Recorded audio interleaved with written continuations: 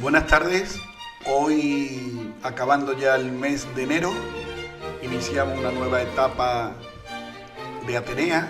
Tenemos el honor de tener entre nosotros a Rafael Gómez León, un personaje que en el mundo de la política local tiene un peso específico, propio, personal. Fue uno de los componentes de del primer ayuntamiento democrático en el año 79 y después siempre se ha significado por su nobleza, por su participación activa en la vida social y le dio por escribir sus memorias. Tenemos en Atenea hoy también como componentes a Manolo Real, José Domínguez, nuestro compañero José Luis y yo mismo Antonio Durán. Vamos a comenzar sin más dilatación este tema, esta tarde apasionante, y para que Rafael, nuestro compañero Rafael, un amigo, nos relate y nos presente mejor sus memorias, mis memorias, la de Rafael Gómez León. Buenas tardes, Rafael. Buenas tardes. Y en breve pues vamos a establecer aquí un pequeño diálogo, un pequeño debate. Tú vas a exponer tu vivencia, tu historia, que ya la has planteado por escrito, pero también de forma oral. Le doy la palabra en primer lugar a José Luis. Buenas tardes, Rafael. Buenas tardes. Mal empiezo yo, con la garganta chunga. Bienvenido, bienvenido y muy agradecido por esta aportación, que es una parte de nuestra historia, aunque sea tu memoria y sea tu historia, pero de alguna manera todos los presentes aquí nos sentimos reflejados en muchas de las cosas que tú cuentas aquí y que hoy queremos charlar contigo. Todos vamos a hacerte preguntas conforme vayamos avanzando en el diálogo, pero me gustaría hacerte una pregunta de tipo general, como introducción. ¿Por qué se te ocurrió a ti escribir tus memorias y abrir tu corazón y tu mente a todos los que te rodean? Bien, en primer lugar, buenas tardes a los que nos puedan escuchar. Gracias, Antonio, por esa presentación tan amable y bondadosa que has hecho, y gracias al grupo que me habéis invitado, de Altea se llama, ¿no? El grupo. Atenea. Bien, yo, para empezar y decir por qué escribí mis memorias, aquí en la contraportada un poco doy las razones. Y digo, sin ninguna pretensión literaria, solo deseo reflejar mis vivencias y mis sentimientos en mis memorias escritas, que forman parte de mis recuerdos, pero muy especialmente de las personas que ya no existen. Conchi, mis padres, mi abuela, mi tío Manuel, mi suegro o Carmeli. Mi detención de 52 horas en el año 68 me hace comprender lo que han pasado tantos hombres y mujeres que han estado años en la cárcel por conquistar la libertad. Batallé con pasión hasta la enfermedad, como cuento en el libro. No quedaron secuelas, pero podían haber quedado. Batallas como la huelga de las 1000 viviendas de La Paz en el 69, la de los pisos de Santa Cruz, o la experiencia de la emigración en Alemania y la de haber administrado durante 4 años mi pueblo junto a otros camaradas cuando fuimos elegidos democráticamente en el 79. También, como se muestra en la foto de esta contraportada, mi amistad con Santiago Carrillo fue la última vivencia con él en su casa de Madrid, muy satisfactoria como todas las demás. Tengo la satisfacción de que la mayoría de las personas que me acompañaron en toda esta batalla siguen siendo hoy mis amigos y mis amigas. Lo hago para dejar a mis nietos, si vienen, mi experiencia, para liberar mi mente de tener que recordarlo todo cada día y así evitar olvidarlo. Quería resaltar, y os doy la palabra, lo que digo aquí de las 52 horas detenido, de que me hizo comprender lo que han pasado, lo que han tenido que pasar los que han estado años en la cárcel, porque eso a la juventud habría que decírselo una y otra vez, que hombres, mujeres, sobre todo hombres en aquellos tiempos, tuvieron 3, 4, 5 años, no en la guerra ni después de la guerra, sino después de los años 60 luchando por la libertad, años en la cárcel. Eso no hay precio para pagárselo a esos hombres, y para mí son personas respetadísimas, porque 3 años en la cárcel, nos podemos imaginar un día, otro día, 365, otros 300, sin la mujer, sin los hijos, sin la familia, por luchar por nuestra libertad, libertad que vino y que hoy muchos quizás no apreciemos o no aprecien debidamente. Bien, os dejo. O sea que para ti esto es un homenaje a la libertad, ¿no? Y a los que lucharon por la libertad. De alguna manera este libro es un homenaje a eso, a esa lucha y a esos que sufrieron cárcel por la libertad. ¿Se pudiera considerar así? Hombre, sin lugar a dudas es una parte. Ahí hablo de muchos compañeros de aquí en el pueblo. 3 años, ha habido 6 personas que han estado. 3 en los años 60, de 60 a 63, que fue Rafael Zapatero, Manuel Quesada y José García Romero, que era mi suegro, del 60 al 63. Mi suegro, por ejemplo, tenía 7 hijos ya, luego ha tenido 8. Trabajaba en el tabaco y se tiró 3 años en la cárcel. Menos mal que a mi suegra la dejaron trabajar en el tabaco mientras tanto. Y los otros compañeros igual. Luego ya más adelante, de los años 70 en adelante, ha habido otras 3 personas, 3 años en la cárcel. Florindo García, Antonio Iglesias y Antonio Garbán. Luego detenidos hemos habido muchos, pero 3 años por luchar por la libertad, a esas personas para mí son respetadas al 100%. Y no es que lo haya escrito solo para eso, lo digo, para hablar de mis memorias, para hablar de la gente que me han acompañado en estas batallas, para liberarme porque todo es de memoria y tenía que estar recordando un cuando para que no se me olvidara y dejarlo ahí escrito. Bueno. Yo te quisiera hacer una pregunta. En tus memorias, en mis memorias, hace referencia de tu etapa social, tu etapa trabajadora y tal. Yo te quisiera preguntar cómo se va forjando en ti, en tu persona, ese ideal de compromiso político, de compromiso activo, de compromiso para conquistar la democracia en la medida de tus posibilidades, y cómo te vas encuadrando en ese campo ideológico del comunismo, del PC. Sí, yo creo que yo no me he hecho comunista por estudios, sino por injusticia.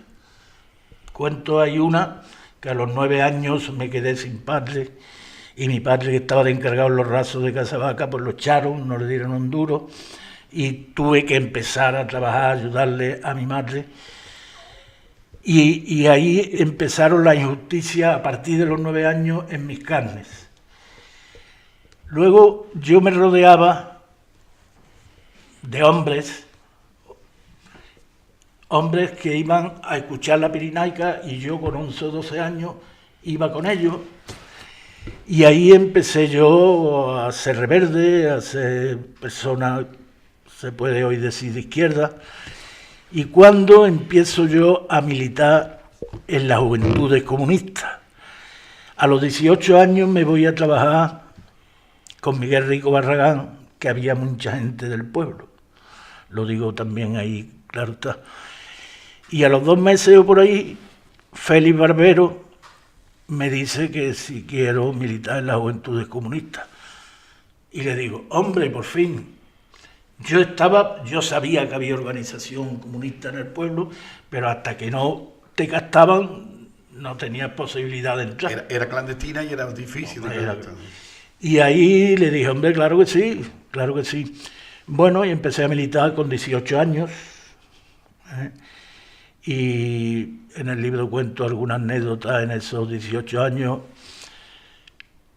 Nos reuníamos células de 3 a 6 personas, una vez a la semana, se daba un duro de ayuda, y esa era la militancia de Juventudes Comunistas. A los 5 o 6 meses me dijeron, digo en el libro que a lo mejor también para probarme, de tirar octavillas. Las octavillas te dan una idea, vosotros lo sabéis, de qué situación se vivía, ¿no? Se salía con las octavillas 10 minutos, varios puntos del pueblo, te ponías algo para que no te identificaran si te veían, tirabas las octavillas en 10 minutos y a los 10 minutos te ibas a casa. Yo, lo explico en el libro, empecé en la puerta, tenía que empezar y empecé en la puerta del Cáñamo. Tirar la carretera Bética abajo hasta la calle San Antonio, entrar por la calle San Antonio, volver por Tirso de Molina, que desemboca donde yo vivía, en la calle Murillo, que era la casa de mi tío donde yo vivía. Pero al llegar a la calle Murillo salió un guarda del Cáñamo, que había sido guardia civil, o ya creo que se puede decir ya el apellido, y al llegar a la octavilla se paró, se bajó de la bicicleta, cogió una y cuando la leyó, ¡ay, hijo de puta! Yo me había puesto allí en una sombra que había que no daba la bombilla y cuando entró para la calle Murillo yo salí corriendo. Cuando vio que no me iba a coger, se volvió, cogió la bicicleta y tiró para el Cáñamo. Yo calculé que me daba tiempo a hacer mi faena, cogí, tiré las octavillas, llegué a San Antonio, volví a Tirso de Molina y me metí en mi casa. Y a la media hora ya estaban recogiendo las octavillas por el ruido. Y digo, y es verdad, que cuando yo veía que el tío durante un tiempo me parecía que me miraba. Y no es que me miraba porque a mí no me conocía, sino era el susto que yo había tomado. Iba tapado, ¿no? Iba con un velo de mi abuela, ¿no? Y el susto fue... Pero terminé el recorrido y hice mi cumplido. Esa fue quizás la actividad. Yo quiero también preguntarte, has señalado 2 fechas, 9 años, 18 años. Y has utilizado 2 palabras, vivencia y injusticia. Tu infancia, en esa vivencia, en esa injusticia, ¿qué podrías resaltar tú para la gente que nos escucha de cómo lo viviste y en qué se parecen muchas cosas a la situación a lo mejor de ahora, de la gente que ahora está viviendo mal? Sí, yo digo en el libro que hasta los 9 años yo fui un niño privilegiado en mi entorno, porque tenía un padre que estaba de encargado, allí por lo tanto había de todo, vivíamos bien. Ahora, cuando muere mi padre, joder. ¿Hay agua abajo? No hay agua Del grifo, ¿no? Bueno, vale. Entonces, luego fue todo lo contrario, claro, con 9 años, sin padre, gracias a que mi tío pues nos ayudó a acabarnos de criar, y yo desde entonces empecé a trabajar a guardar cochinos, luego a criar becerros, y luego ya a trabajar en el campo, ¿no? Y la injusticia, la injusticia, Vale, te has atragantado un poquito. las injusticias de aquellos momentos eran inmensas. Ahora hay una cosa que a mí me gustaría resaltar de los niños de aquella época. Todos los niños de mi edad para adelante hacían lo mismo, tuvieran o no tuvieran padres, o sea que... Pero todos los niños, las niñas no iban, pero todos los niños íbamos por la noche, los que vivían allí en la vereda, que yo viví en la vereda de 5 a 7 años y de 9 a 14, en un chozo. En un chozo no había váter era el corral o era el campo, en un chozo, que ya se... Pero todos los niños íbamos por la noche, pagando una peseta en aquellos tiempos, a la escuela. Todos, íbamos a Telles, los de allí de la vereda, que vivía en el campamento, que había sido un maestro represaliado, había estado allí en el canal de los presos trabajando y se quedó allí. Y íbamos todos los niños a la escuela y pagábamos una peseta, la mujer se ponía en la puerta y colgaba. ¿Cómo se llamaba el maestro? ¿Cómo dice aquí? Se llama Telles. Se llamaba Telles de apellido. Telles de José Telles. Y ciertamente a mí no me cobraba la peseta desde que murió mi padre, ¿no? Y digo ahí, eso sí que es solidaridad, no la de Cuñita. La de Cuñita es que vino como solidaridad a plantearle a mi madre que me llevara 3 cochinos que me compraron a su cortijo, que era el cortijo de la arena, de Cuñita, para criar mis 3 cochinos y sus cochinos, que eran 12, ¿no? Y digo ahí, bueno, solidaridad la de Tellé, no la de Cuñita, ¿no? ¿Tú conociste en aquella época a los presos del canal? Yo conocía presos, por ejemplo, este hombre, Tellé fue allí preso y se quedó allí, en el campamento. El campamento le llamaban porque allí había un campamento de presos. Por eso, eso es. Y alguno mayor más que había estado en el canal, sobre todo, ¿no? Que había estado trabajando en el canal y luego se quedaron por allí, ¿no? Rafael, vamos a dar un poco un salto a Alemania. Alemania yo he visto que juega un papel fundamental en tu evolución, en tu desarrollo. ¿Por qué te vas a Alemania? ¿Y qué descubres allí? Bien, yo antes de irme a Alemania ya había estado detenido en el 68 y ya había dirigido con otros compañeros, pero jugando un papel muy dirigente, la huelga de las 1000 viviendas,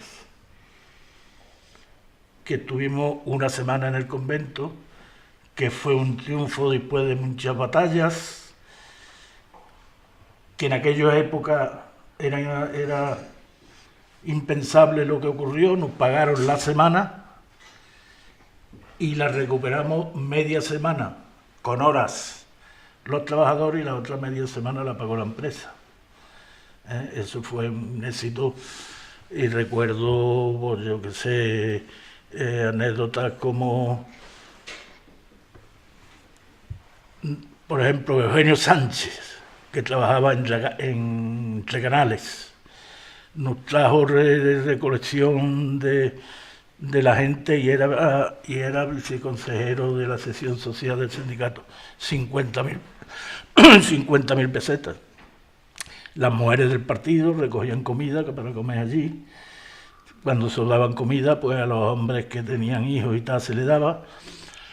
Y recuerdo desde entonces yo con Isabel María, que no era la directora todavía, pero que era la que mandaba. Isabel María era monja, ¿no?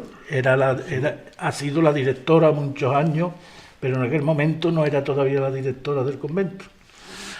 Y entonces sobró dinero y acordemos de darles 25.000 pesetas para que pintaran aquello, porque allí de fumar y... Entonces, después de la huelga y después de haber estado detenido, mis tíos hicieron lo imposible para llevarme. Esa es la verdad. Alemania. Me mandaron un primer contrato, no me lo firmaron porque me pedían un certificado del Tribunal de Orden Público, como no tenía yo una pendiente con él. Cuando me vino el certificado ya se había cumplido el contrato y me volvieron a mandar otro y me llevaron. Fundamentalmente, si ellos no me hubieran llevado hombre, yo tenía ya 20 años y era mayor de edad y necesitaba también... Estamos todos resfriados, ¿eh? Yo cuando hablo más de la cuenta también me pasa lo mismo. Necesitaba tener vivienda, que yo, mi hermana y mi madre vivíamos en la casa de mi tío Manuel, y eso fue lo que me hizo ir a Alemania. Fundamentalmente el contrato de mis tíos, que me lo mandaron por segunda vez. ¿Qué encontré yo allí? Bueno, un mundo total. ¿Os imagináis cómo era? Bueno, algunos sí no se lo imagináis, lo vivíais. ¿Cómo era Andalucía? Joder, en el 69. Y aquello era una sociedad desarrollada, pues como lo es hoy. Entonces, y cuento no sé si lo cuento, pero voy a contar una anécdota. Yo trabajaba en los ferrocarriles, que me metieron mis tíos, después del contrato me metieron mis tíos, y venía los fines de semana, trabajaba de lunes a las 10 a las 11 de la mañana, hasta el viernes también a esa hora, y me venía antes, cuando estaba soltero, me venía en casa de mi tía Vitoria y mi tío Pepe, y allí vivía el fin de semana con ellos como si fuera un hijo. Y había una redonda allí, entrando en el centro de Jaibodón, que era donde vivían mis tíos, y yo luego también tuve la vivienda.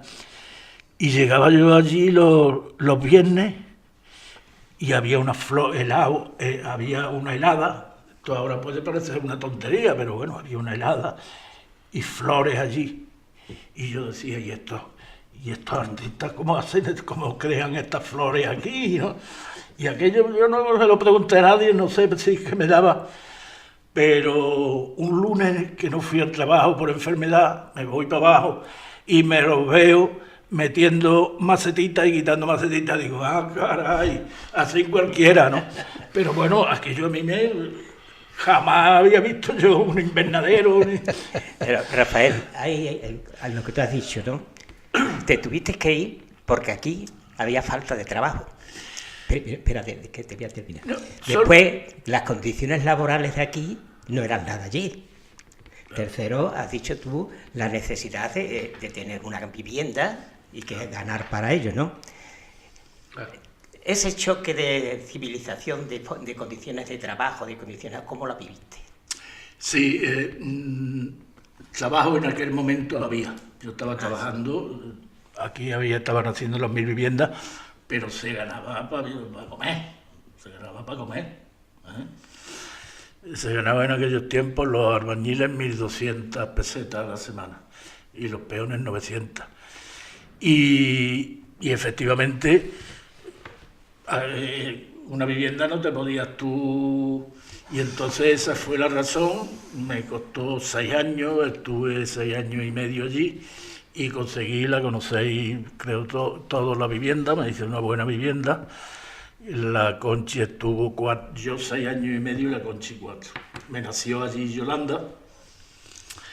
Y cuando terminemos de hacer la casa y habíamos amueblado la casa, nos fuimos, fue en el 75, al final del 75 murió el amigo, y en la primavera del 76, con la casa hecha, amueblada con muebles de la época, y 100.000 pesetas de la época, le digo, Conchi, nos vamos, dice, mañana mismo.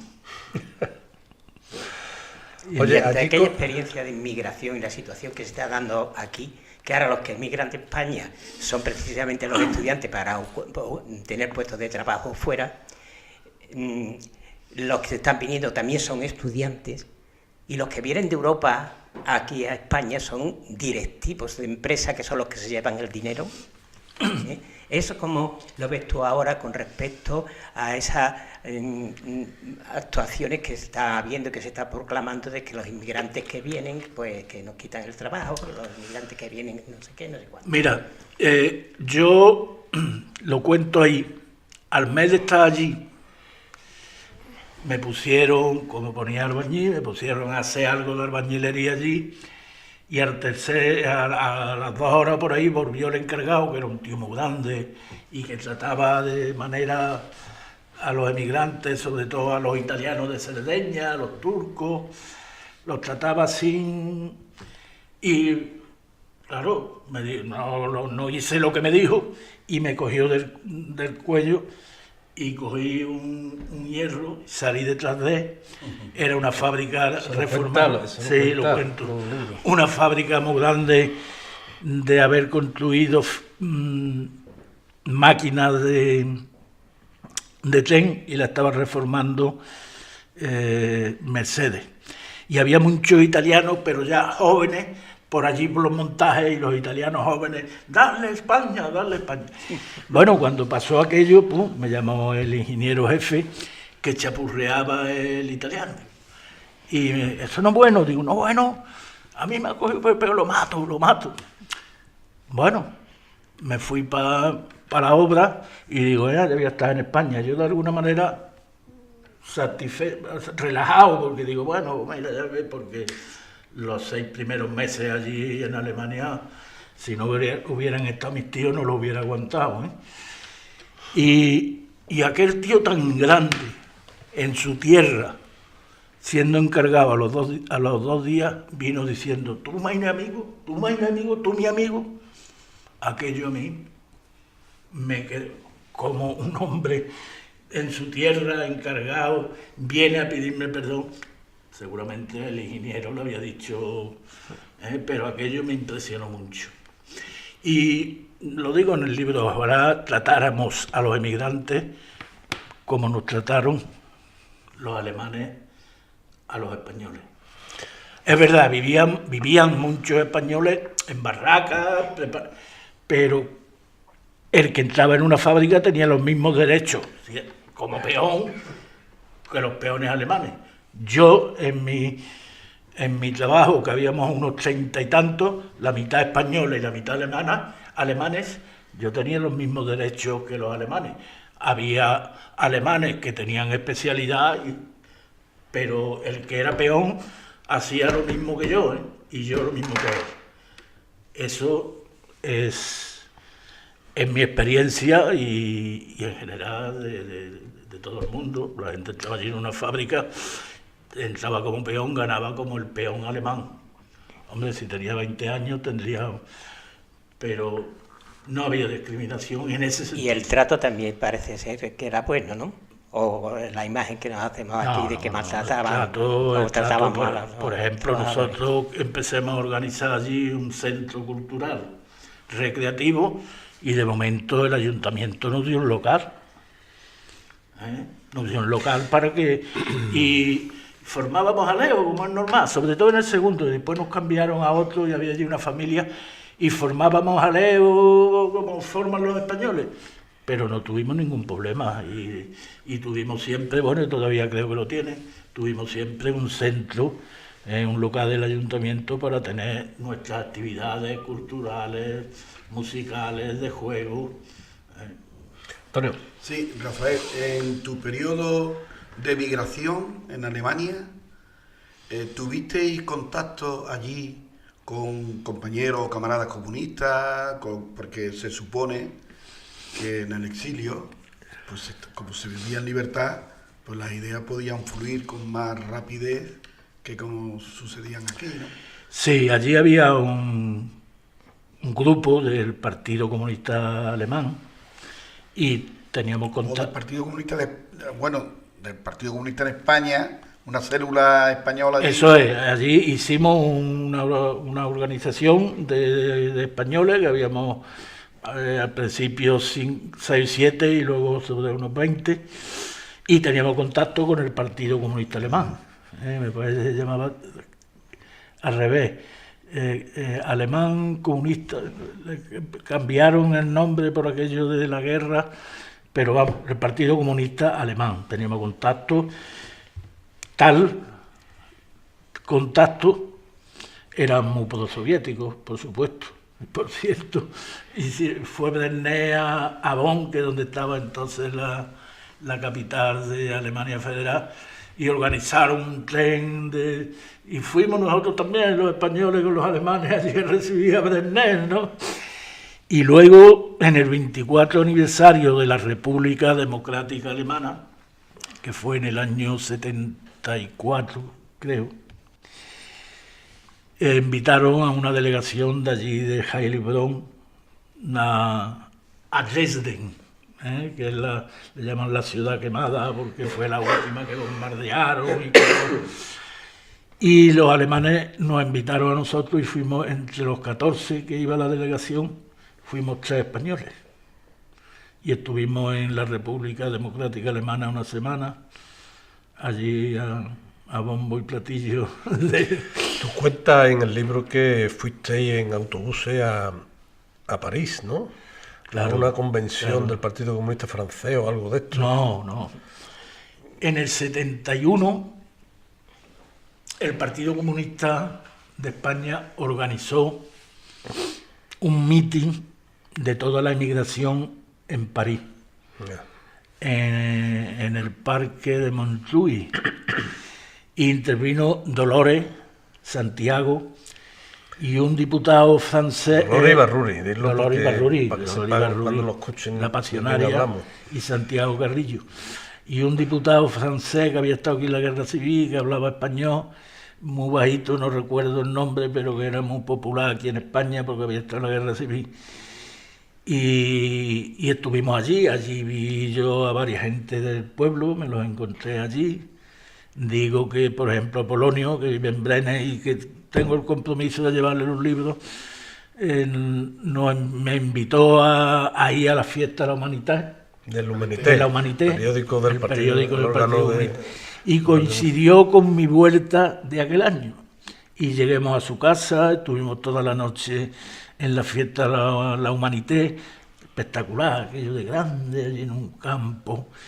Y digo, Polonio se quedó allí en el estándar de España haciendo paella, y la mujer, Carmen Andra, nos acompañó a mi hermana y a mí, que ya me la llevé yo también a mi hermana para Alemania, y nos estuvo allí toda la noche. Y recuerdo que lo que más impresión me dio fue la entrada en el estándar de Vietnam, que estaba todavía, no había terminado todavía la guerra, y entremos allí, allí había estándar de todos los partidos comunistas del mundo, tenemos también el soviético, pero el de Vietnam en aquel momento del 71 fue... sí, y luego otra vez fui a Bruselas, también a ver a Santiago, otra vez a Frankfurt, y la última vez fue unos meses antes, un mes y pico antes de venirnos, que ya vino la Conchi, que estaba anunciado Santiago y no intervino. Y entonces dijeron que no podía ir y tal, intervino un tal Jerez, que era un mitinero también, y ya se comentaba allí, Santiago está en España, y luego se demostró que efectivamente Santiago estaba en España, ¿no? Ya había muerto Franco. Claro. ¿Cómo se celebró allí la muerte de Franco? Mira, allí yo hicimos en el Centro Español un economato de productos españoles, y lo llevaba yo. Llevaba yo el economato, me daban 150 euros y había muchos gallegos. Y fueron... Euros no, serían marcos, ¿no? O ya eran euros. No, Marcos. Serían marcos, claro. Y había muchos gallegos, iban allí a comprar, y vinieron unos langostinos muy grandes, y como estuvo muriéndose el hijo de Ana tanto tiempo, esto para celebrar, y los gallegos venían la semana siguiente, se te van a secar, así con 7. Entonces había parte de la inmigración, sobre todo los gallegos, no eran antifranquistas ni... Bueno, eran personas como... Eran gallegos. Habíamos... No, que se habían ido a trabajar. Eso es, habíamos un grupo activo, antifranquista. Yo lo digo ahí el lunes siguiente de haber muerto, trabajemos ese día en la estación de Ostuca, que es la capital de... Y en una gorra que teníamos de Renfe me puse un cachito de lazo rojo, y entonces mi jefe, cuando venían los ingenieros, decía: Rafael lleva luto por Franco, ¿no? Y los ingenieros, unos se reían con satisfacción, pero otros se reían así de... Y hombre, pues la gente antifranquista que habíamos lo celebremos. Y luego otra parte de gente pues era pasiva, ¿no? Era José, ¿tú no quieres preguntar nada? ¿No te animas? Recuerdo, perdona un momento, recuerdo, por ejemplo, que cuando el golpe de Estado de Chile hicimos una manifestación los españoles de allí del centro hasta el periódico. El golpe de Pinochet, ¿no? Cuando el golpe de Salvador Pinochet. Allende. Y vinieron, íbamos unos 30 y tantos, los demás no. Y unos cuantos de alemanes, ¿no? Es decir, que la mayoría no Sí, claro. no participaba en esas cosas. Cuando íbamos a las manifestaciones a Ostuca que organizaban los alemanes, sobre todo hubo mucha movida con lo de Burgos, con el proceso 1001, pues íbamos un grupo. Allí en Alemania ¿estaba sindicado? Allí prácticamente está todo el mundo sindicado por ley. Por ley. Lo que no quiere decir que el sindicato... Sí, bueno. Fuera vertical. No que no fuera vertical, que fuera... Eficiente, ¿no? Porque a mí me despidieron y fui a la DGB central, decir, me despidieron, bueno, no me firmaron el permiso de trabajo y era como despedirte, ¿no? Porque se me acumularon dos cosas. Una, la de haber ido a la República Democrática sin decirlo, que los funcionarios tienen que comunicarlo, y otra, que allí las viviendas privadas eran caras y la Renfe, los ferrocarriles tenían mucha vivienda y a mitad de precio.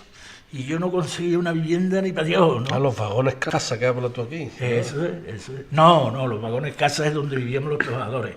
Casa por los pueblos y por las estaciones. Tenía los ferrocarriles muchas viviendas para sus trabajadores. Y total, una vez me junté con la otra brigada de mi tío y un asturiano que había sido solterón y se casó, contó allí que le habían dado una vivienda, que él había regalado 50 euros al intérprete. Marco. 50 marcos al intérprete. Claro, yo loco que llegara el viernes, ¡pum!, a jefe de sindicato, que también era el grande, Treta. ¿Qué pasa? ¿Y el que no le regala nada al intérprete y no le dan vivienda? ¿Cómo? Se lo repetí, llamó a jefe personal. El jefe personal me hizo repetir con mi alemán lo que estaba diciendo y me dijo, pues eso hay que demostrarlo, ¿eh? Claro, Al viernes siguiente lo llamaron, mi tío ya le dijo al asturiano, ¿cómo te vuelvas a pasar? Y entonces dijo que a él no le había pedido nada, que le regaló 50 marcos. Que de su voluntad. Había salido de las vías a intérprete y a las vías los mandaron al día siguiente. 6 o 7 meses más que estuvo allí en Alemania, estuvo en las vías. Esa era, al menos era Alemania. Y por lo tanto, cuando me llegó lo de la firma del permiso de trabajo, pues no me renovaron. Fui a la DGB y me dijeron que ellos no podían hacer nada. Total, tenía yo allí un amigo que era asistente social, me buscó un abogado, me lo pagó el gobierno español, el consulado español, pusieron un chaval joven, tuve 7 semanas en casa, y a las 7 semanas salió el juicio y lo gané. Me pagaron las 7 semanas y me tuvieron que ingresar en el trabajo. Eso es, fíjate, ¿no? Siendo inmigrante, pues fíjate tú. Y cuando fui a pedir la cuenta, me dice jefe personal, hombre Gómez, ahora se va usted. Digo, sí, pero ahora por mi voluntad, ¿eh? Bueno, dejamos Alemania, te vienes para España, te casas, ¿no? Bueno, te habías casado No, ya te habías casado casado. en el 72, Sí, te habías casado en la vacaciones Conchi ya. estuvo 4 años y la Yoli nació allí. Eso es. Entonces te vienes para España y entonces cuando vienes a España, ¿qué te encuentras? ¿Qué encuentras tú en España? ¿Y te chocó mucho? No, porque yo venía todos los años. El trabajo no es que hubiera mucho, pero bueno, ya se ganaba un poquito más, ¿no? Al menos los albañiles pues vivían, ¿no? Y no me chocó porque yo conocía la realidad de aquí, yo sabía lo que venía, ¿no? Yo allí tenía un sueldo que ahorraba y aquí sabía que tenía que buscar para vivir, ¿eh? Y con eso me conformaba. Y vinimos a conciencia, la Conchi y yo. La Conchi iba a coger algodón cuando la campaña de algodón. Tú te metiste en la construcción. Sí, Albañil, claro, y ahí ya desarrollaste tu profesión. Exactamente. Y políticamente, ¿cómo encuentras el partido? ¿Y cómo encuentras el barrio? Porque empiezas a organizarte tú aquí. Sí, el partido había habido un periodo difícil.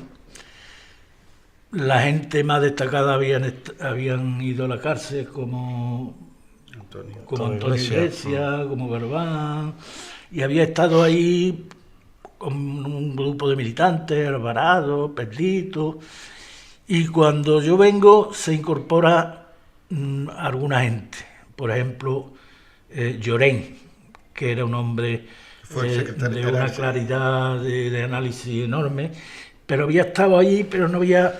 Sabían que era del partido, pero no había estado participando, ¿no? Llevaba ya 3 o 4 años de vuelta de Francia. Fuli, que por razones de seguridad, de líos del partido, estaba apartado del partido. Entonces fuimos Llorén y yo a hablar con Benítez Rufo y le dijimos, bueno, Pepe, que es un tío lúcido, y nos dijo Manuel Benítez Rufo que no había problema. Y entonces hicimos un equipo los 3, en fin, había más compañeros, obviamente, ¿no? Lo digo ahí quién era el comité, pero los 3, Llorén, el Fuli, que era una estratega, y yo, pues fuimos un equipo que duramos ahí muchos años y creo que rehacemos el partido junto con las circunstancias, claro. Rehiciste el partido y también empezaste a trabajar con el tema de la feria con la caseta. La feria. Y en la asociación de vecinos, creación de la asociación de vecinos, ¿no? Sí, no, pero la caseta empezó en el año 66, ¿eh? Se llamó Los Invencibles, pidieron un grupo de jóvenes un terreno a Belmonte, que fue el anterior alcalde a Pepe Jiménez, y bueno, se pasó la feria allí al Palmar, y se la dieron. La montaron con palos. Ese año yo todavía no participé. No estabas aquí. No, sí, tenía yo 18 años menos meses. Como entré a militar a los 18 años Y ya os digo que hasta que no me captaron no había manera de entrar, y la montaron, y el primer día de feria le pusieron Los Invencibles. Bueno, las autoridades no se nos han colado los comunistas aquí, ¿no? Al año siguiente nos dijeron que no nos la daban, entonces ya sí estaba yo participando, fuimos 100 jóvenes aquí a la tenencia de alcaldía, aquí donde está lo de la asociación del Sara, y le dijimos al alcalde: si no hay feria para Los Invencibles, no hay feria, la fanfarronería de la juventud, ¿no? Total, al final nos la dieron. Nos pusieron como exigencia que de Invencibles nada, que teníamos que cambiar el nombre, y que nos dieron varios nombres, entre ellos los 3 personas estas que habían estado en la casa y que no podían ir a la caseta. Cualquiera le decía a mi suegro o al zapatero que no fueran a la caseta, ¿no? Y le pusimos ese año Los Amigos, y ya el siguiente año se le puso Popular, y ya.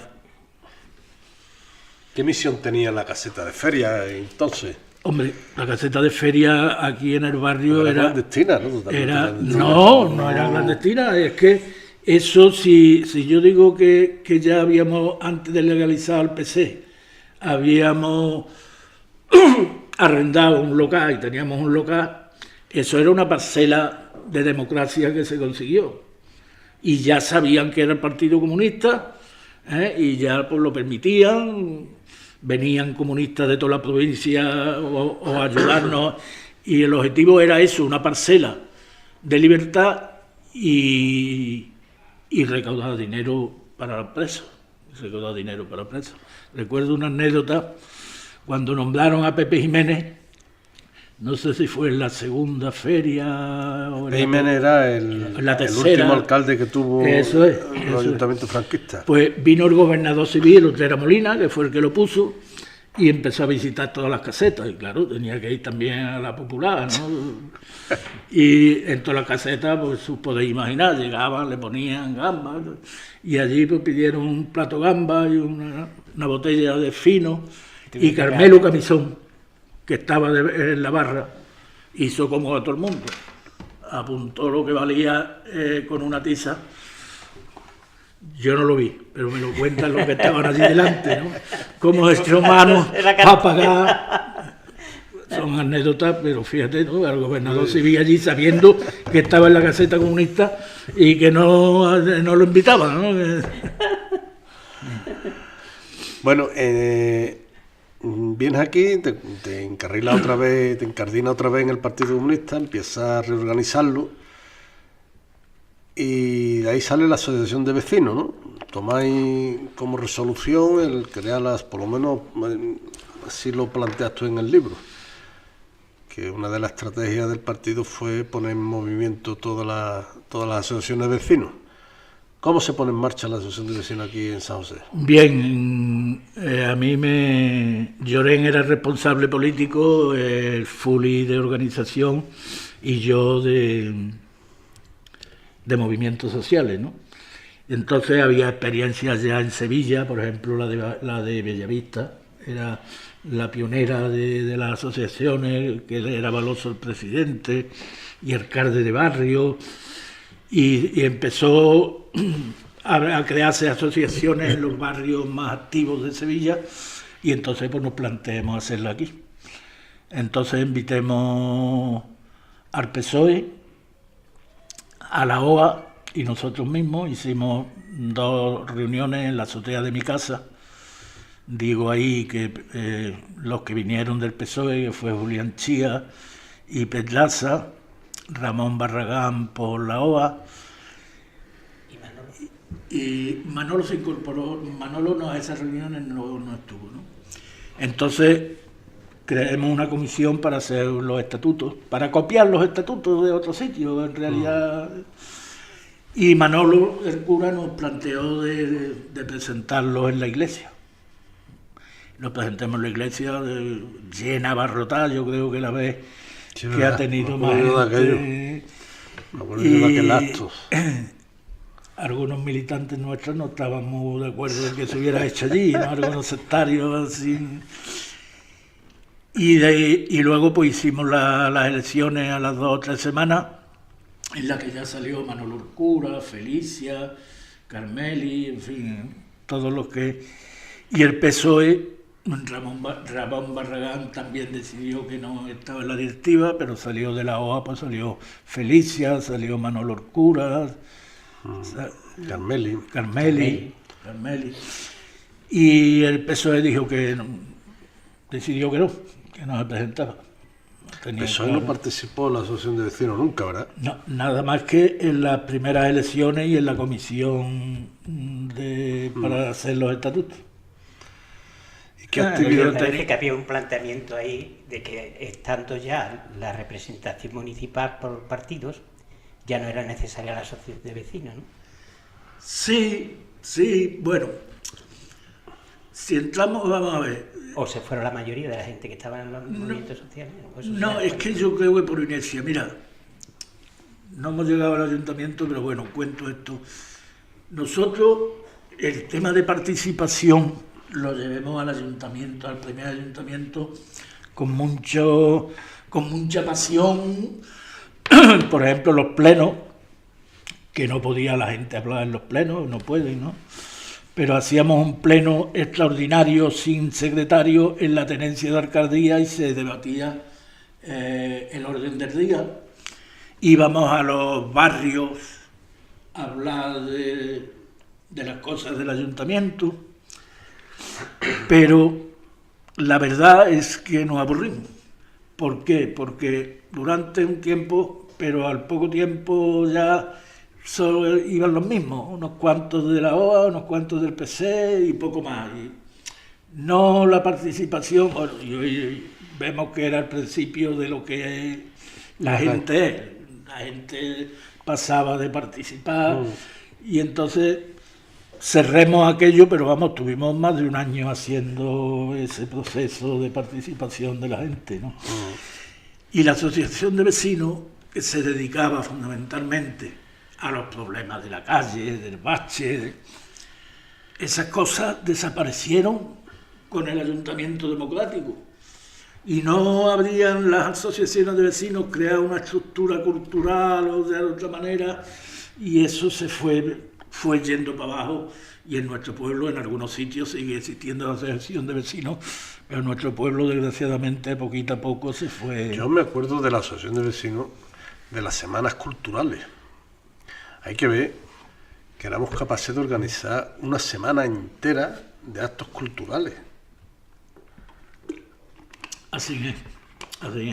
¿Quién vino aquella semana? ¿Tú te recuerdas? Hay una semana que la miento aquí, que vino Alcante, vino Quintín Cabrera. Quintín Cabrera no es que viniera directamente a nuestra semana cultural, sino como el representante era Antonio el cura, pues bueno, lo metió allí. Luego vino, que tuvo un éxito, de Lora del Río, una obra de teatro que fue espectacular. Luego vinieron, me parece que eran de Morón, que cantaban, no sé si recordáis, que hubo un problema de agua en Carmona, que se quedó sin agua, y cantaban al agua de Carmona, precioso. Y luego, culturalmente, pues aquí viene en el libro, vino Pérez Royo, otra vez vino Cabrera Bazán, que era senador del PSOE, y otra vez Guernica, que era compañero vuestro. Guernica. Porque el tema de la diversidad de la izquierda la teníamos en el PC muy en cuenta, y le respetábamos. Fíjate, Cabrera Bazán, el PSOE, que no participaba en la asociación y que no hizo nada aparte de... Pues trajimos a Cabrera Bazán porque era senador del PSOE y luego películas que en aquella época no se habían visto, películas tipo Charlie Chaplin, películas de estas que las traíamos no sé en qué era, en más pequeños de las de los cines, que las vendían alquilar, y traíamos muchas películas de ese tipo en aquellos tiempos. Fue una experiencia cultural, la Semana Cultural. Además, pues nos tirábamos 2 semanas antes montándola, preparándola. De esfuerzo y de... Era... Y también me acuerdo yo de aquella época el boicot que le hicimos a la empresa Bernal. Cuéntalo, eso... Sí, porque subió la tarifa y, bueno, tuvimos no sé si llegó una semana, pero al menos 3 o 4 días sin montarse nadie en los autobuses. La gente que tenía que ir al trabajo, gente con coche lo llevaba, con el tren, y al final pues se dio. Aquello fue una batalla de la asociación de vecinos. Yo te quería preguntar, en aquella época había una asociación coexistente con la asociación de vecinos, que era Cabeza de Familia, que claro, era un tipo ¿Era Cabeza de Familia? Exactamente. ¿Qué nivel de relaciones tenía y si había nivel de relación con esa entidad? De eso también. Sí, Cabeza de Familia, el partido montó un club juvenil al calor de la iglesia, en el que alquiló el local del cine Bético en la calle Betty. Nos cobraban 5.000 pesetas y estuvimos allí durante 2 o 3 semanas montándolo. Anda que Florindo allí, que era el jefe de los albañiles, no vea, ¿no? Y un día antes de abrirlo vinieron y lo presentaron. Entonces, ante eso, crearon Cabeza de Familia, que como el nombre era de la Falange, era una organización de la Falange, y una sesión juvenil, y como no había ningún local, la montaron alquilaron a Luis Roldán, ¿no? Sí, Roldán. Le alquilaron durante 2 o 3 años el local, y allí hacían baile, hacían una sesión juvenil, hasta que hicieron el local actual. Cuando nosotros llegamos a la asociación de vecinos, Cabeza de Familia ya no tenía prácticamente vida. Aparte de Luis a Diego, que iba siempre y siguió yendo a jugar dominó y poco más. ¿Y qué es lo que hicimos? Pues estratégicamente nos apuntemos todos de socios y nos apoderamos de Cabeza de Familia, y cuando estábamos dentro pues le pusimos a la asociación de vecinos y desapareció Cabeza de Familia. Ahí yo me acuerdo que hubo un debate entre nosotros, porque cuando se queda la asociación de vecinos, la unidad, con el local, eso llega un momento y se cede al ayuntamiento, con él. ¿Ahí qué pasó? Bueno, yo soy sincero y digo lo que pasó. Lo que pasó es que ya no existía asociación de vecinos, esa es la verdad. No había asociación de vecinos. No había vida. No había vida, ninguna, ¿no? Y aquello estaba cerrado, y entonces nos planteamos al partido cederlo al ayuntamiento a cambio de que nos dieran un local para el partido.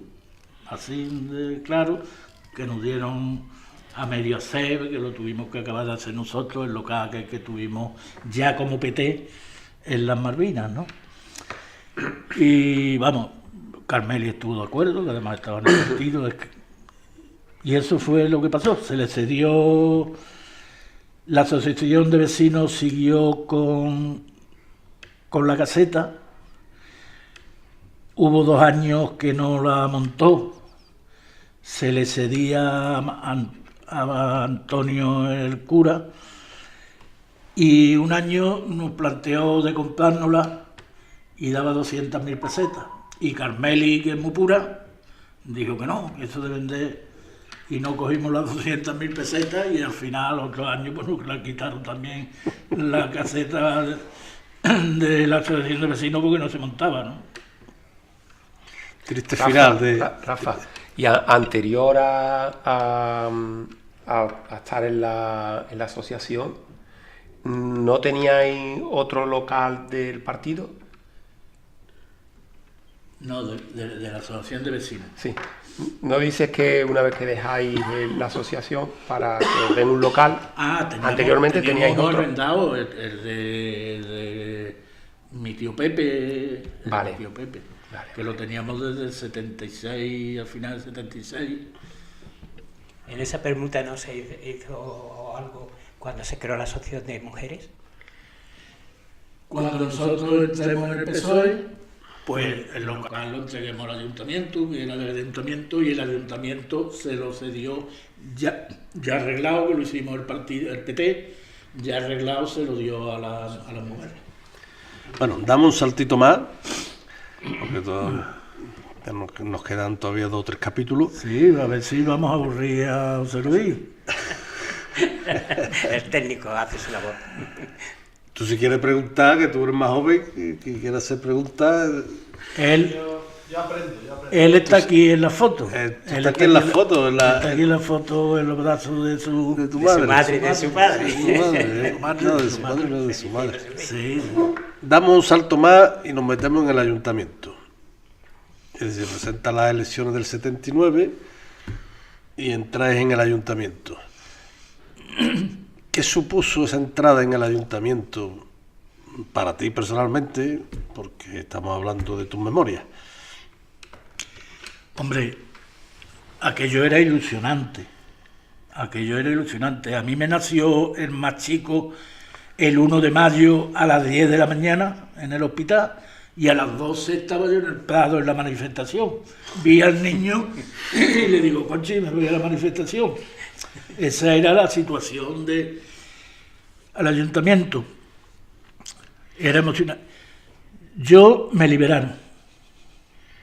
Cobraba en principio 33.000 pesetas, que era el sueldo de los albañiles oficialmente.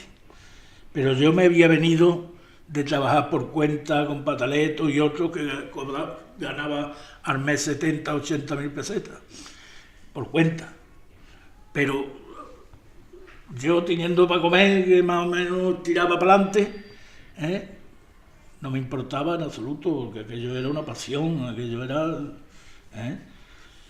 Yo recuerdo el primer pleno de constitución del ayuntamiento, por ejemplo, la primera propuesta mía que se hace fuera de lugar, que no estaba en el orden del día. Yo hago una propuesta que es que el personal de Murilla quite a partir de mañana el escudo que recordaréis de la falaje que había en el depósito. Tardó en quitarse.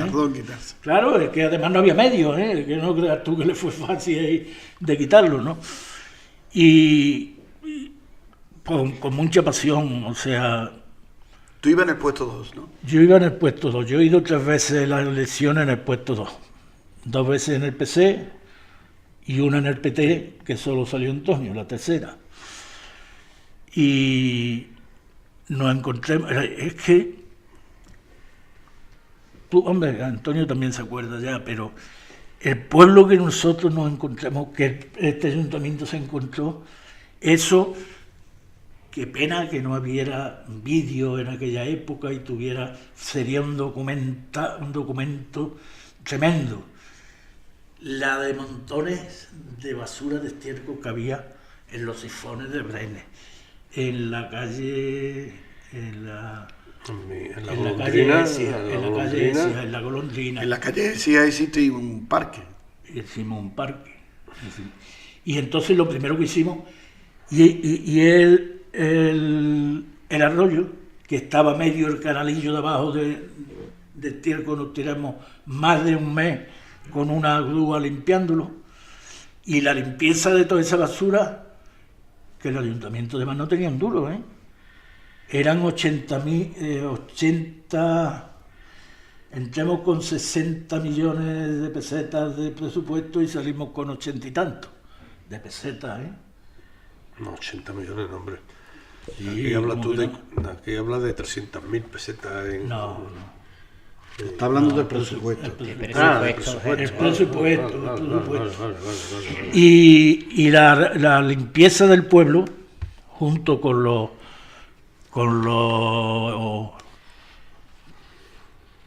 colegios, sobre todo el de allí de La Paz, se hizo con camiones que le pedimos a la gente camionera y gente voluntaria, así se limpió el pueblo. Y el canal, sí, se contrató Se alisó también la parte alta del canal, de sí, que era el muro. Eso ya fue la calle Écija, se hizo un parque. Hombre, yo creo que hicimos una gran gestión con los medios que teníamos. En este pueblo no había nada más que las locales de cabeza de familia. De vehículos nada más en ambulancia. No había nada más. Hicimos... La recogida de basura. La recogida de basura se cogía alternamente por una empresa privada. Se puso diariamente, se consiguió un camión de aquellos modernos de la época que lo pagó Tarazona por seguir el trámite de la gestión allí en Tarazona. Se municipalizó. Recuerdo una anécdota, se hizo una asamblea para explicar que había que subir la basura. Allí en la puerta, allí en el sitio de la asamblea. Y eran, bueno, 200 o 300 personas. Y solo hablaron y protestaron dos que eran funcionarios del ayuntamiento. Antonio Turillo y Romera, que murió. Y todo el mundo, bueno, pasa de día alterno a diario y se hizo una subida leve, pues todo el mundo estuvo de acuerdo, no menos esos dos. Y para que nos hagamos una comparación, tú lo dices aquí, 68 millones fueron los presupuestos, fueron 400.000 euros. Y ahora el presupuesto, que en aquella época el presupuesto supera los 40 millones. Tendría, no llegaba a los 15.000, Tenía 18.000 habitantes, las dos núcleos, y cuando salimos... ¿Era el 79, no? Sí, 18.000. Bueno, 17.000 habitantes.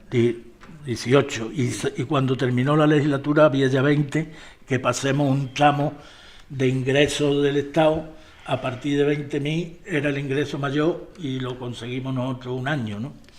Y eso me parece que no lo cuento en el libro, pero lo voy a decir, ¿no? Porque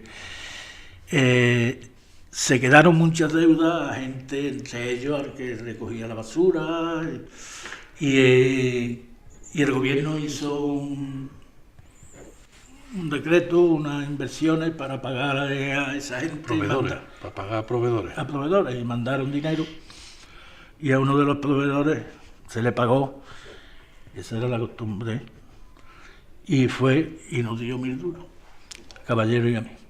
Caballero, la reacción de Caballero, nosotros siempre llevábamos en el bolsillo bonos del partido. Agarró y le dio 1.000 duros de bonos del partido. Sí, eso sí me parece que lo cuentas. Sí. Y bueno, pues claro, aquello, porque eso se corre, ¿eh? Si tú coges los 1.000 duros, eso lo sabe más gente, ¿eh? Claro. Y eso se corre, ¿eh? O el perito del ayuntamiento, llegué a mi casa un día por cerca de Navidad y había traído una botella de coñac de Felipe del Caro. ¿Cuál es? El primero, ¿no? Felipe II. Del Caro de Felipe.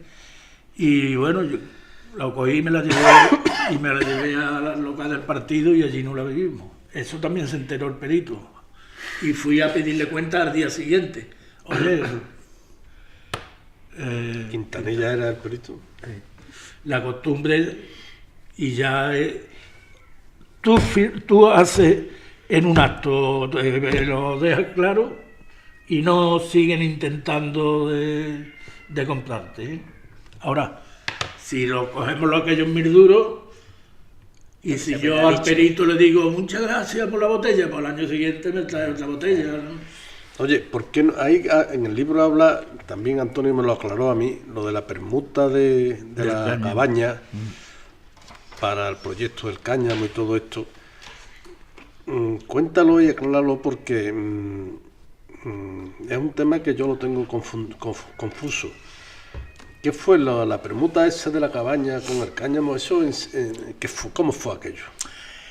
Eso cuando nosotros lleguemos, Yo incluso te hice un artículo de la Asociación de Vecinos denunciando aquello. Sí. Nos encontremos con aquello. Aquello era una operación de Pepe Jiménez. Le propusieron a Línea, que era del Ministerio de Agrícola. El Línea el que estaba en el Cáñamo. El que estaba en el Cáñamo. Sí. El cambio y por una finca. Y el Línea le dijo que sí. Tenían que hacer un camino que lo hicieron y tener la escritura de la cabaña. Y entonces Carlos Medina, el otro día no me acordaba de Carlos Medina, que era el dueño de la cabaña, aceptó, se le daba, había dicho 14 hectáreas urbanizables aquí en los terrenos del Cáñamo para pagarle la cabaña. Pero la cabaña ya estaba escriturada en nombre del ayuntamiento, era del ayuntamiento. Claro, las cosas de Palacio, empezó aquello de vuelta y Carlos Medina no tenía medio para vivir, vivía de la finca que la arrendaba y entonces la arrendó a dos hermanos. Hicieron con la autorización del ayuntamiento, porque el ayuntamiento era el dueño, de hecho era el dueño escriturado, lo que pasa es que había que urbanizar esto y darle 14 hectáreas a Carlos Medina, ¿no? Urbanizable. Y el segundo año tampoco salió y entonces volvieron sin hacerle contrato, el mismo viejo, y cogió unos derechos. Y cuando nosotros lleguemos empecemos a mover eso y nos dijo... Pero esa gestión la inició Pepe Jiménez. Eso, Pepe Jiménez. Nosotros, y vosotros cuando llegaste cuando al lleguemos vimos cómo estaba eso y dijimos, esto hay que tirar para adelante con esto. Entonces fuimos al Ministerio de Agricultura de Madrid y nos pidió 20 millones de pesetas para arreglar el carril que ya se había destrozado. 20 millones de pesetas. Lo pedimos al Banco Hispanoamericano, nos tardó un tiempo, pero vino aprobado. Entonces cuando vino aprobado, pues se fue a decirle a los alquilinos que tenían que dejar aquello, que les iba a hacer la operación, y los alquilinos dijeron, nosotros queremos 20 millones de pesetas, porque 20 y tantos millones de pesetas. Claro, habíamos pedido ya 20 para el ministerio, como nos íbamos a pedir al ayuntamiento otros 20, que costó trabajo de que lo cediera el Banco Hispanoamericano, pero lo conseguimos, ¿no? Entonces le propusimos a los hermanos que eran de Rinconada darle 2 hectáreas por los 20 millones, 2 hectáreas urbanizables también, como de las 14 de Carlos Medina, 2 para ellos. Y el Carlos Medina estaba de acuerdo, ¿no? Y nosotros dinero. Tenían un abogado de Écija que se parece a eso, que salen los vecinos, que se le cae y dinero, y nosotros dinero. Y nos conseguimos que se saliera. Carlos Medina, también lo cuento ahí, desesperado, no tenía ingresos, la finca la tenían, ya no pagaban ni nada, porque ya nos metimos en juicio. Y un día me viene que por qué no contratamos un sicario para pegarle una paliza a los hermanos. Digo, ¿usted está loco, don Carlos? Sí, que estoy medio loco. Yo tengo una pistola en casa y un día la voy a coger. Y esa es... Anda. Y así quedó cuando nosotros... Y la permuta. Y así nosotros... Pero la permuta no se ejecutó. No se quedó así. No se llegó a ejecutar. Entonces Manolo Ardoy también siguió. Contesta, siempre. Todo lo corta después. No, estoy en una reunión, niña. Mi hermana. A ver cómo estoy, que no me ha visto hoy. No me ha visto hoy.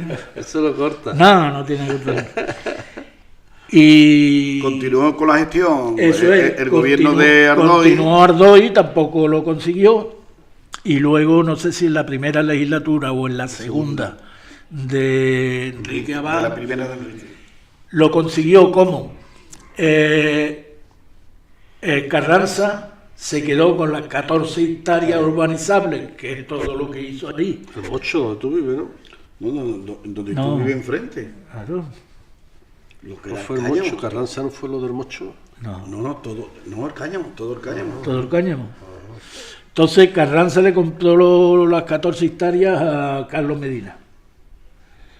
Y le pagaron los 20 y tantos millones que querían los arrendatarios y se hizo la operación. Y entonces ya el INIA le interesó más, o ya irse a Torre Pava, y la finca La Cabaña quedó poco más para adelante a nombre y estará de la Junta de Andalucía. A las torres, ¿no? Se fue a las Torres y ya no se fue allí. Y la cabaña quedó para la Junta de Andalucía. A mí me gustaría, que me parece que no lo leí en tu relato de tu libro, el relato de la primera modificación del arreglo de la Plaza de España de la Rinconada, que tuvo un conato Caballero. de enfrentamiento con la situación del clasicismo rinconero, ¿no? Caballero, pero al final consiguió medio convencerlos y se hizo, pero el cura... Porque ahí lo que se hizo es que pasaban los coches por allí. Eso es. Y evitar... Y se que era una mejora social, claro, se para hizo, la plaza. Fíjate, ¿no? Incluso a la iglesia le vino... Pero aquello de los banquitos antiguos, no sé qué, era todo... Y no querían, pero en fin, Caballero... Fue Caballero el que lo consiguió hacerlo. Luego todo el mundo, porque claro, cuando... La primera la iglesia es la que más le convino, ¿no? Que allí ya no pasaban coches y... Se peatonalizó. Muy bien, damos un pasito más. ¿Cómo te afectó la pérdida de la mayoría absoluta en el ayuntamiento en las siguientes elecciones? Bueno, hombre. Mayoría absoluta. Sí, teníamos mayoría absoluta. Sí, 9-6-2. 9-6-2. Tenían mayoría absoluta en las primeras. 9-6-2. Hombre, lo que pasa es que lo veíamos venir. ¿Por qué? ¿Por qué lo es que 6 meses antes, en octubre del 82, el PC, que era nuestro apoyo político, de 20 diputados, de 23 diputados que tenía en la segunda legislatura, quedó en 4. Entonces no había que ser muy tonto para saber que esa avalancha del PSOE iba a tener un efecto aquí. Yo diría que tuvo menos efecto del que incluso esperábamos, porque se hizo una buena gestión. Yo digo que si el alcalde hubiera sido Antonio Iglesias, por ejemplo, que hubiera rentabilizado lo que se hizo, hubiéramos ganado las elecciones. Porque a pesar de que el PC quedó con 4 diputados, saquemos... 4 concejales. 5. ¿Concejales? 5 de 17. ¿Pero concejales? 5. No diputados. Ya, claro. No se refiere de 4 diputados que el PC quedó de 23 sí, a 4 diputados del Parlamento Nacional. Concejales 5, que saquemos el 33%. Se perdieron muchos pueblos grandes, como Dos Hermanas, que también se había ganado. Y era lógico, porque la avalancha del PSOE, pararla... Aquí medio se paró, porque al fin y al cabo sacamos 5 y ellos 10. ¿Y quién se presentaba por alcalde en esa segunda legislatura? ¿También Pepe? No. Antonio Iglesias. Antonio Y Iglesias. esa crisis del partido, todo, ese derrumbe, por lo menos político, además yo me acuerdo las decisiones que hubo dentro del partido. No sé, ¿cuál es tu interpretación de aquello que ocurrió? ¿Cómo te posicionaste tú? Los renovadores eran la Almeida, el Tamame, este tipo de gente. Aquí en Sevilla, Javier, sobre todo Javier Pérez Rollo. y mucha gente más venida al partido después de la transición en general. Se mantenían más firmes los que habían mantenido el partido, que era, digamos, los carrillistas. Yo, en discusiones con estos compañeros, decía, yo soy renovador, pero carrillista. Yo recuerdo que Mayoraz vino por el tema de la cabaña un día al despacho allí en el ayuntamiento. Estaba también la corriente esa de renovadores. Y le digo, mira, Mayoraz, ¿cómo se llamaba? Mayofré. Mayofré, Manolo Mayofré. Manolo Mayofré, juro. Mira, Manolo vino con otro abogado, hicieron una gestión en la justicia para el tema de los abogados, ¿no? Y para el tema de la cabaña. Uh-huh. Y le recuerdo que le decía, mira, Manolo, si ustedes de verdad queréis renovar al PC, tenéis que contar con Carrillo, si no, no lo vais a conseguir. Esa era mi postura, ser carrillista, me lo decía yo así, yo soy renovador, carrillista renovador. Pero, mira, el partido, luego uno nos dijo que había habido, que se habíamos ganado el Congreso los carrillistas, pero que hicieron trampa, un tama Pedro Fuentes. Pero la realidad es que ganaron el Congreso con el frente llamado leninista de Juan Antonio Romero, que tenía 12 o 14 representantes, delegados, y ese le votaron, o con la gente de Ignacio Gallego, que eran prosoviéticos al 100%, con los renovadores, que eran todo lo contrario, hicieron una piña y ganaron el Congreso por unos cuantos de votos que según este Pedro Fuentes ni lo ganaron, ¿no? Pero en fin. Esa fue la lucha del partido. 3 frentes. Los prosoviéticos, que no tenían nada que ver con los renovadores, aliados con los renovadores, todo en contra de el sector carrillista, que era el que mantenía el eje central del partido histórico del PC. Esa, resumiendo mucho. ¿Y entonces fue cuando se hizo la escisión del Partido Comunista? ¿O eso fue posterior? No, ese fue el proceso. Fue el proceso.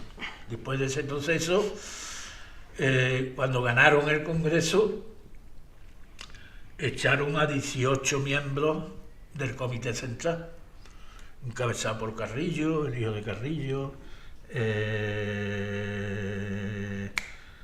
a ver, lo digo, el sindicalista Julián Ariza, gente de esa categoría, los expulsaron.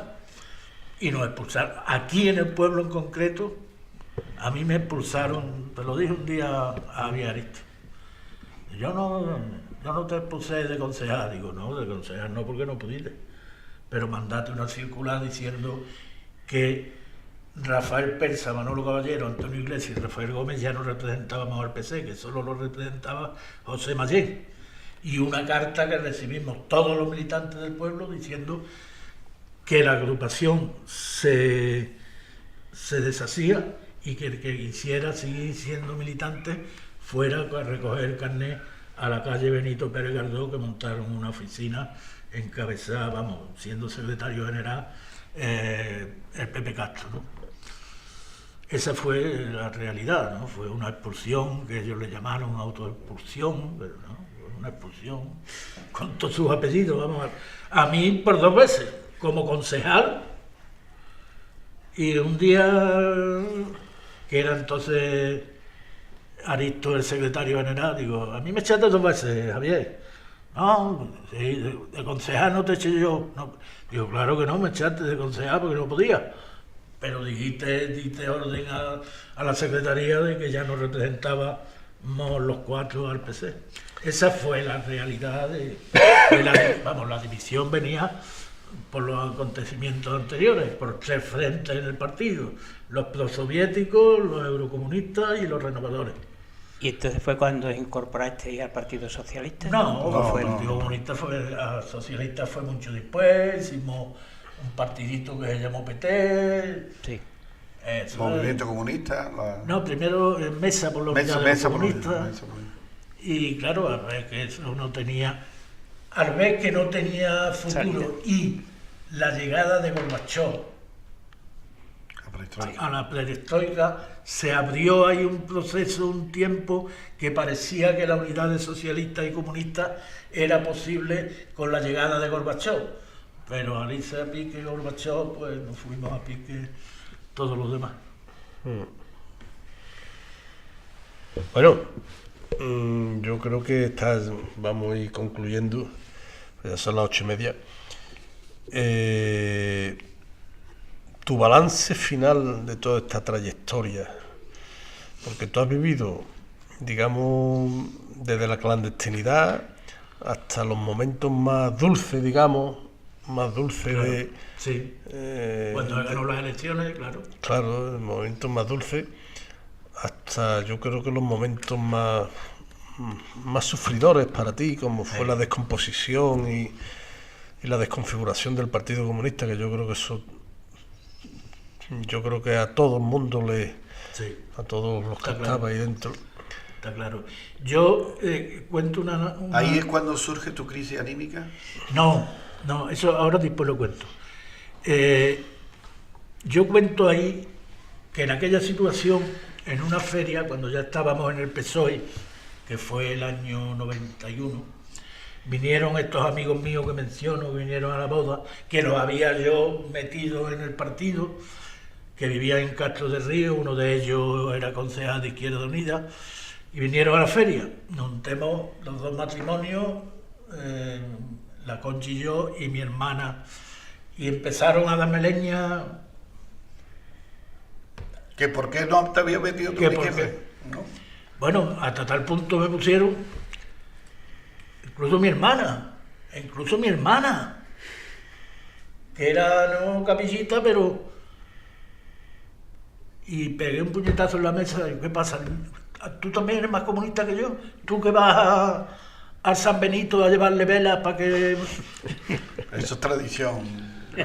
Bueno, pero no es comunista, ¿no? Pero te salió. Entonces se levantó la Conchi, pegó un puñetazo en la mesa y dice: si seguís hablando de política me voy a casa ahora mismo. Y ya no se habló más de política en toda la noche. Pero... lo cuento como anécdota, claro. o lo de que íbamos repartiendo propaganda y somos uno, ¿quién se ha visto y quién se ve? Y me paré y le digo: Miguel, que no te da vergüenza de meterte de llamarle la atención a Antonio Iglesias, que ha estado 3 años en la cárcel luchando por tu libertad y la mía. ¡Pum! Se metió para adentro. Aquí yo lo presencié yo. Que salía la defensa de Antonio tuya. El tema de mi crisis, bueno, yo llegué comiéndote el mundo. Comiéndome el mundo. Y me lo dejaban comer. El campanario, que era también teniente alcalde nacional, Manolo Caballero a nivel de Rinconada hacía, y yo lo hacía todo. Y además me hicieron secretario político del partido. Bueno, pues, ¿qué pasaba? Que llegaban las 4 de la mañana y estaba sin dormir. Y entonces aquello se acumuló, veía la tele y le decía a la Conchi: están dando un mensaje fascista. Y aquello en ese día iba en aumento. Total, lo dijo a Llorén, y Llorén me dijo: vamos a ver el telediario. Y claro, cuando vio que lo que estaba es más loco que un trillo, ¿no? Me llevaron al ambulatorio. Mariola Rosita dijo lo que tenía, que era una crisis nerviosa que había estallado, y mandaron los que tenía allí, los calmantes más fuertes que tenía allí, pero nada. Y fíjate cómo éramos también, cómo eran también, se plantearon, llamaron a Sevilla, tal, y entonces dijeron que por la mañana del día siguiente entraba un psiquiatra, estaba Torrijos trabajando, entraba un camarada psiquiatra y esperaron a por la mañana siguiente, porque aquella noche de locura, me llevaron al hospital, me pusieron una inyección o la que fuera y estuve 2 días durmiendo y aquello me lo quitaron, pero ahora el rebote fue una crisis, ahí lo digo, la depresión. Una depresión como un muro. Yo no soy depresivo, pero la depresión me la provocaron para quitarme el estrés de alucinación. Y bueno, estuvimos para arriba y para abajo, me llevaron a Carlos del Pino, estuve allí en el hospital. Castilla del Pino, ¿no? Carlos Castilla del Pino. Y que era del partido también, que era el psiquiatra del partido, muy famoso y muy bueno. Y entonces nos recibía en una mesa un poco más de esas ovaladas con 15 o 20 jóvenes allí. Lo que daba era cada consulta que hacía él era una clase, era catedrático. Y total, le dijo mi mujer que habían dicho los compañeros si me llevaban una temporada a algún sitio a descansar. Y dice, este le han entrado eso arreglando la rinconada, pues arreglando la rinconada se tiene que curar. Que ella me metió a mí y yo iba todos los días, me llevaba, Bartolo lo pusieron en mi puesto, me llevaba todos los días Bartolo a las 8:30 de la mañana al ayuntamiento, a las 11 por ahí, cuando ya volvía, y así en 3 meses, a partir de los 3 meses, empecé a salir, y a los 6 meses o por ahí casi prácticamente estaba normal. Digo yo ahí que no quedaron secuelas, pero podían haber quedado perfectamente, ¿no? Recuerdo a los 2 o 3 años, porque en aquellos tiempos más jóvenes, en la primavera, me sentía yo así más eufórico, y me fui un día, empecé a no dormir unas noches, y me fui yo solo al Castilla del Pino. Llegué allí, dije quién era, espérate un momentito que quiere Castilla del Pino verlo. Claro, yo el expediente me recibió. ¿Qué pasa? Le conté, no duermo muy bien y he hecho un articulillo, me ha salido muy bien. Y dice el cabrón, ¿qué? ¿Que no te gusta estar así? Digo, hombre, claro que me gusta, pero vayamos a volver a las andadas, ¿no? Y entonces, no, tómate, me mandaba muy pocas pastillas, pocas. Mandó la media de una pastillita muy pequeña y decía, si en una semana no duermes, vienes otra vez. Cuando vine y le dije a la Conchi que venía de Córdoba por lo que me pega, porque me había ido solo. Sin decirle nada. Y esa fue, pero vamos, ciertamente, pues yo estuve loco. Yo estuve durante 24 horas, estuve loco. Sencillamente, con alucinaciones, no es loco el nombre exacto, pero con alucinaciones dulces, pero de una barbaridad tremenda. El precio del compromiso de político de la presión y de la presión. Bueno, tenemos que ir concluyendo. Claro, obviamente, si alguien tiene ese problema de no dormir, que vea por qué no duerme, porque eso es lo peor que le puede pasar a una persona que tenga mucha actividad, no dormir. Yo tenía un amigo así. 23 días. Y no me importa contarlo porque si sirve para alguien, pues estupendo, ¿no? Yo si estuve con alucinaciones y afortunadamente pues no quedaron secuelas. Si lo cuentas porque lo tienes superado. Compañeros, tenemos que ir concluyendo, que ya son, una preguntita actual, son las 8:30. Una preguntita más que nos afecta a todos y por si nos sirve para otra línea de debate posterior, ¿no? Y es la revolución digital ha llegado y nos ha cambiado a todos. Nos ha cambiado nuestra forma de relaciones, nuestra forma de nuestras costumbres. Pero a mí lo que me choca mucho con el tema de que nos está afectando ya hasta en los derechos y hasta en el mundo laboral. Porque a mí me choca mucho esta crisis que hay hoy del taxi, con la VTC, independientemente de lo que represente cada esto, es el choque laboral que hay, de trabajadores que piden trabajo en un sector y trabajadores que quieren mantener pues también su consolidación laboral y tal. Y yo creo que no hay ninguna organización política actual que coja ese toro por los cuernos, que toree el tema de la revolución digital, que después nos va a afectar en 20 o en 30 o en 40 años, que van a venir modificaciones del mundo laboral, modificaciones de costumbres, de sociedad, y no nos estamos preparando para eso. A mí me choca mucho cuando veo la tele, pues gente pidiendo trabajo, defendiendo su puesto de trabajo, aunque después las empresas, los trabajadores muchas veces no pensamos en la empresa, defendemos nuestro puesto de trabajo porque es la forma de llevar el sustento a la familia, ¿no? Y este choque, es que hay un choque entre clases trabajadoras. A mí me choca mucho eso. Me gustaría que comentásemos un poquito esta situación. Eso es largo, ¿eh? Sí, eso el tema es doble. Por una parte está ese enfrentamiento. No entra en el tema porque eso trabajadores, pero sobre todo es de las grandes empresas que van a tener el monopolio y son las que tienen la tecnología. Por favor, no entra en ese tema porque despedir a Rafael y eso lo cortamos hablando. Claro. No, es que tenemos que ir concluyendo. No, digo por seguir hablando, pero despedirlo y para yo cortar esta... Claro.